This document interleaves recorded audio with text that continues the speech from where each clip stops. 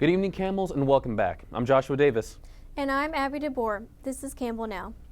The COVID numbers here at Campbell have improved substantially. Campbell currently has 15 total students with COVID, 3 off campus, 12 on campus, and 1 faculty or staff member. The new total is the lowest it's been since early March. To stay up to date on Campbell's COVID case numbers and protocols, visit Campbell's website for more information.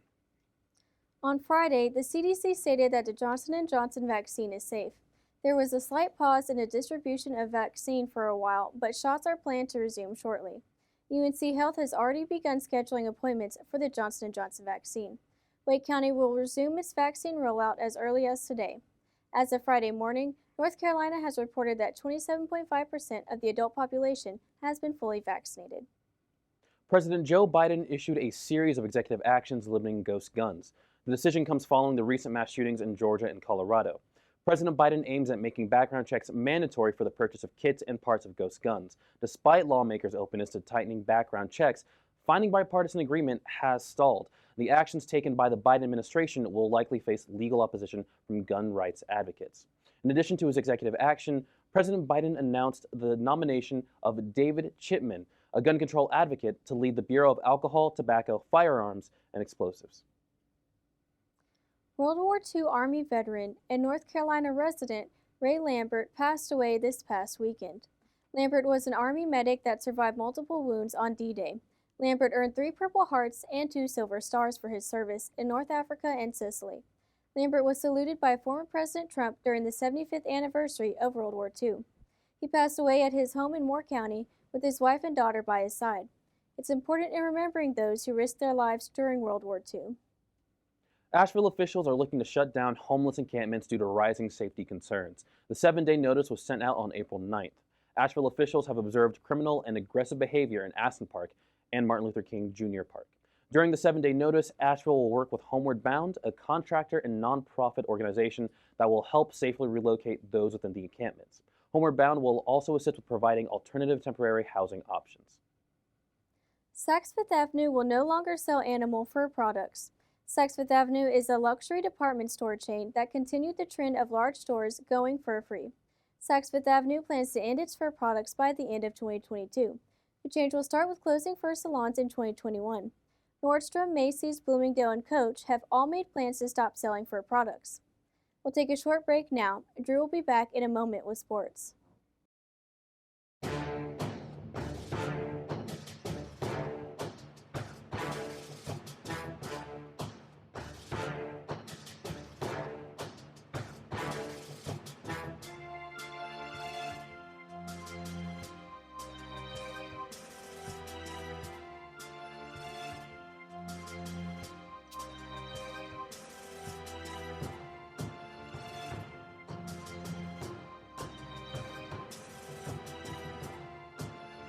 Welcome back, Camels. This is the Campbell Now Sports segment. I'm Drew Ellis.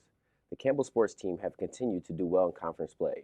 Track and field was at 2 different events this past weekend and was dominant at both. Men's soccer beat Gardner-Webb 3-1 to secure a home field advantage for their first semifinal game this Wednesday, April the 14th.